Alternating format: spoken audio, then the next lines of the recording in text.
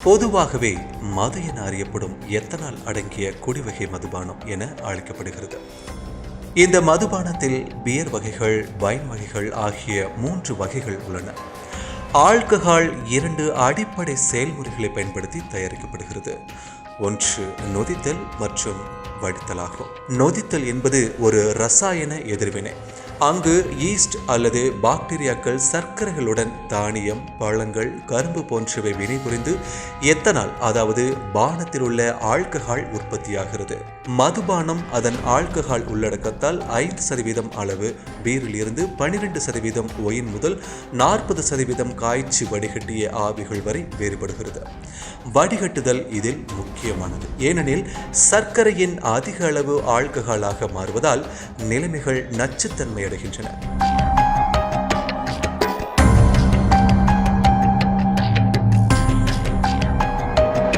சரி, இந்த மதுபானம் என்பது குடித்தவுடன் உடலில் என்னவெல்லாம் செய்கிறது என்பதை பற்றி அனைவரும் தெரிந்து கொள்ள ஆர்வம் காட்டுவது இயல்புதான்.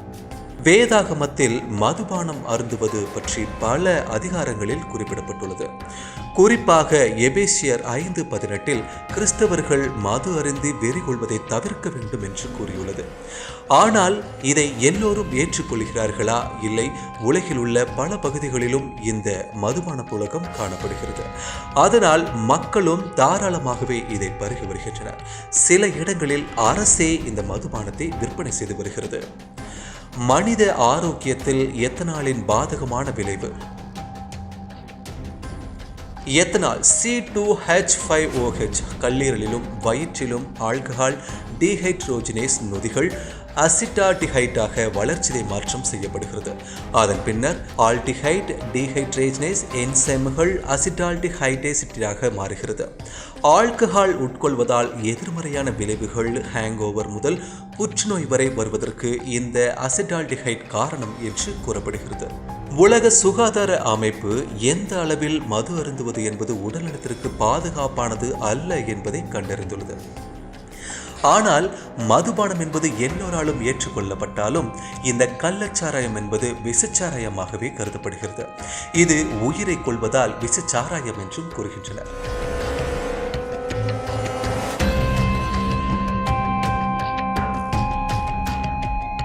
முதலில் கூறியது மாதிரி ஆல்கஹால் வகைகளில் நமது ஊர்களில் விற்கப்படும் மதுபானத்தில் இருப்பது எத்தில் ஆல்கஹால். மதுபானத்தின் வகையை பொறுத்து அதில் கலக்கப்படும் ஆல்கஹாலின் சதவீதம் என்பது மாறுபடுகிறது. கள்ளச்சாராயம் விஷச்சாராயமாக எப்படி மாறுகிறது? மதுபானத்தின் வகையை பொறுத்து அதில் கலக்கப்படும் எத்தில் ஆல்கஹாலின் சதவீதம் மாறும் என கூறப்படுகிறது. ஒரு மதுபானத்தில் ஆல்கஹால் குறிப்பிட்ட சதவீதம் என்றால் அத்தனை சதவீதத்தில் எத்தில் ஆல்கஹால் கலக்கப்பட்டுள்ளது என்று கூறப்படுகிறது. வேறு வகை மதுபானங்களிலும் எத்தனை சதவீதம் ஆல்கஹால் என்று கண்டுபிடித்தால் அத்தனை சதவீதம் எத்தனால் இருக்கிறது என்று கூறப்படுகிறது. இந்த நிலையில் கள்ளச்சாராயம் என்றால் எத்தில் ஆல்கஹாலுக்கு பதிலாக மெத்தனால் கலக்கப்படும். ஆனால் இந்த மெத்தனால் மனித உடலுக்குள் செல்லும் பொழுது உடலில் உள்ள நீருடன் சேர்ந்து அவை பார்மால்டிஹைடாக மாறும். அது என்ன பார்மால்டிஹைடு? உடல் உறுப்புகள் கெட்டு போகாமல் இருக்க உபயோகப்படுத்தப்படுவதுதான் இந்த பார்மால்டிஹைடு. இது உடலுக்குள் சென்றால் அங்குள்ள நீரை வெளியே எடுத்து வர உடலில் இருக்கும் செல்கள் மறிக்கும். எனவே விஷமாக மாறி உயிர்கள் இறப்பதற்கு இதுதான் காரணம் என்று கூறப்படுகிறது.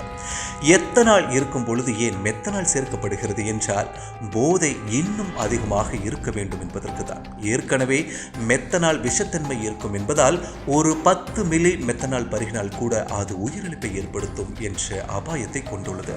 இந்த மெத்தனால் கலந்த ஆல்கஹால் பருகினால் முதலில் பாதிக்கப்படுவது கல்லீரல். அதன் பிறகு மற்ற உடல் பாகங்களுக்கும் பாதிக்கப்பட்டு உயிரிழப்பை ஏற்படுத்தும் என்று கூறப்படுகிறது. கள்ளச்சாராயத்திற்கும் விஷச்சாராயத்திற்கும் வித்தியாசம் உள்ளது. மதுவை அரசு அனுமதியின்றி உரிமமின்றி காய்ச்சி குடித்தால் கள்ளச்சாராயம். அதில் போதைக்காக மெத்தனால் சேர்க்கும் பொழுது விஷச்சாராயமாகிறது.